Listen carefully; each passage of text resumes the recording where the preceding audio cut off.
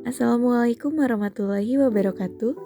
Kami peserta pelatihan dasar CPNS PPSDM Regional Bandung Angkatan 13 Kelompok 3 yang beranggotakan Irena Cynthia Hardiana, Isna Sita Fauzia, dan Via Anfrista akan memaparkan sedikit tentang mind mapping yang telah kami buat, yaitu Whole of Government.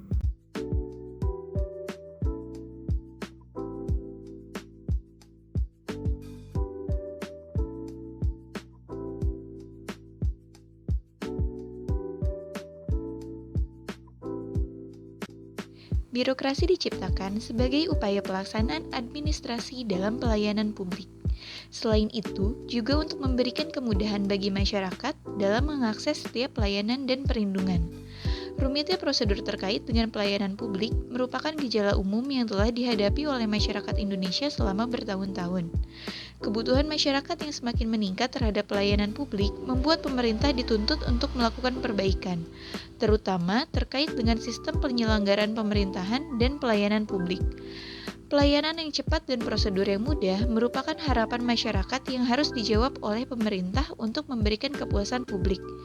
Dalam hal ini, whole of government dirasa penting untuk dilaksanakan.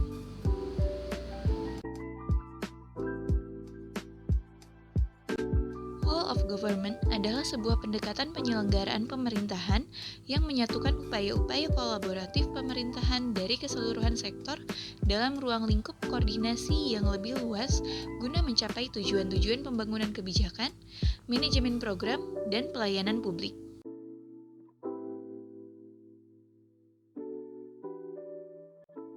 Mengapa whole of government? Ada 3 alasan.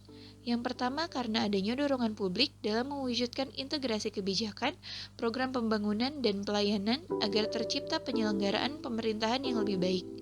Yang kedua, fenomena ketimpangan kapasitas sektoral sebagai akibat dari adanya nuansa kompetisi antar sektor dalam pembangunan. Yang ketiga, khususnya dalam konteks Indonesia, keberagaman latar belakang nilai, budaya, adat istiadat, serta bentuk latar belakang lainnya mendorong adanya potensi disintegrasi bangsa. Praktek WOG dapat dilakukan melalui 4 cara. Yang pertama, penguatan koordinasi antar lembaga. Penguatan koordinasi dapat dilakukan jika jumlah lembaga-lembaga yang dikoordinasikan masih terjangkau dan manajeble. Yang kedua, membentuk lembaga koordinasi khusus. Pembentukan lembaga terpisah dan permanen yang bertugas dalam mengkoordinasikan sektor atau kementerian adalah salah satu cara melakukan WOG. Yang ketiga, membentuk gugus tugas. Gugus tugas merupakan bentuk pelembagaan koordinasi yang dilakukan di luar struktur formal yang sifatnya tidak permanen. Yang keempat, koalisi sosial. Koalisi sosial ini merupakan bentuk informal dari penyatuan koordinasi antar sektor atau lembaga, tanpa perlu membentuk pelembagaan khusus dalam koordinasi ini.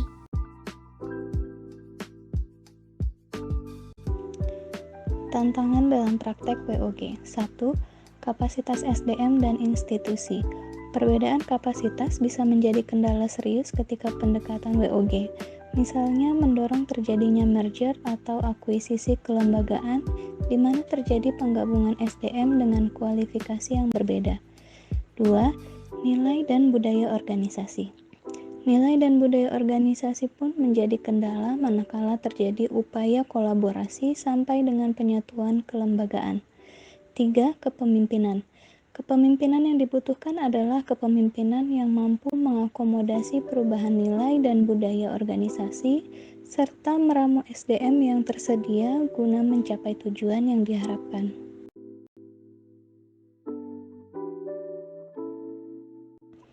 Selanjutnya, jenis pelayanan publik yang dikenal dengan pendekatan WOG. 1. Pelayanan yang bersifat administratif. Pelayanan publik yang menghasilkan berbagai produk dokumen resmi yang dibutuhkan warga masyarakat.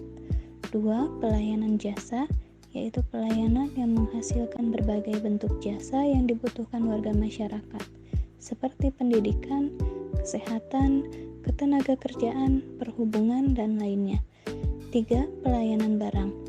Pelayanan yang menghasilkan jenis barang yang dibutuhkan warga masyarakat seperti misalnya jalan, perumahan, jaringan telepon, listrik, air bersih, dan seterusnya. Yang keempat, pelayanan regulatif, yaitu pelayanan melalui penegakan hukum dan peraturan perundang-undangan maupun kebijakan publik yang mengatur sendi-sendi kehidupan masyarakat.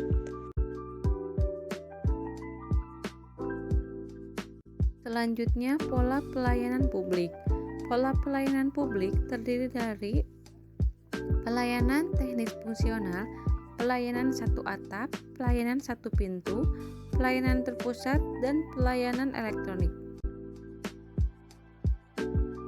Pola pelayanan teknik fungsional merupakan pola pelayanan publik yang diberikan oleh suatu instansi pemerintah sesuai dengan bidang tugas, fungsi, dan kewenangannya.